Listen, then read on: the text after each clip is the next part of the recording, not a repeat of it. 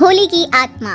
बचपन से शहर में रहने वाला मनोज इस साल होली की छुट्टियों में अपने गांव दुर्गापुर वापस आता है, जहां उसे देख पूरा गांव खुशी से झूम उठता है।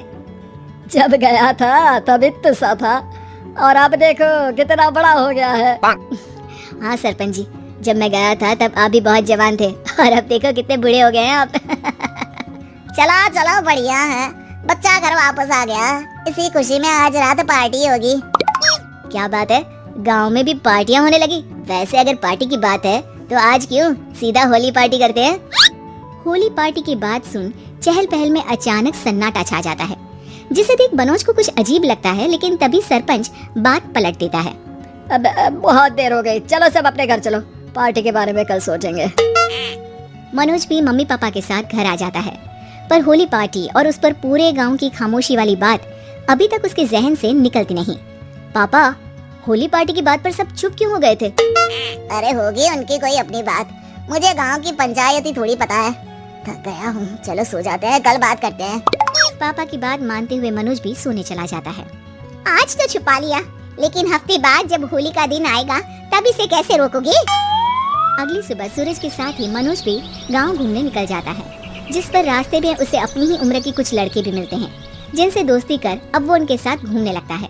इसी तरह कुछ दिन बीत जाते हैं और होली नजदीक आने लगती है। दोस्तों, होली में 4 दिन ही बचे हैं, पर गांव में उसकी कोई तैयारियां क्यों नहीं दिख रही? क्योंकि यहाँ होली नहीं मनाई जाती।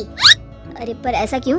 वो राजा भूषण। अरे तुम 4 दिन के लिए आए हो, क्या इतना सोच रहे हो? चलो कुछ खाने चलते हैं। इसी के साथ एक बार फिर होली की बात को टलते हुए देख मनोज को शक होने लगता है।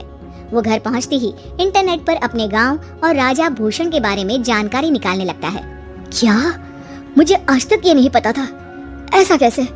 किसी ने मुझे कुछ बताया क्यों नहीं? सारी जानकारी लेने के बाद मनोज गांव वालों या अपने मम्मी पापा से कुछ पूछे बिना खुद ही उसकी सच्चाई के बारे में छानबीन करने लगता है, जिसके चलते वो राजा भूषण की हवेली में पहुंचता है। वाह, क्या हवेली है यार! पर क्या यहाँ सच में कोई भूत है? हेलो बुज्जी, कोई है क्या? हम इस साल गांव में होली सेलिब्रेट कर रहे हैं, क्या आप उस पर थोड़ा इंटरव्यू देंगे? मनोज के ऐसा बोलते ही गांव में तूफान उठ जाता है और हवेली में रखी सारी चीजें हिलने लगती है। एक अदृश्य शक्ति मनोज को धक्का देकर हवेली से बाहर निकाल दरवाजा बंद कर लेती है। ये सब देख मनोज हैरान रह जाता है। क्या अभी मुझे हवा ने धक्का देकर बाहर निकाल दिया? मेरे होते हुए इस गांव में कभी होली नहीं मन सकती, इसलिए दोबारा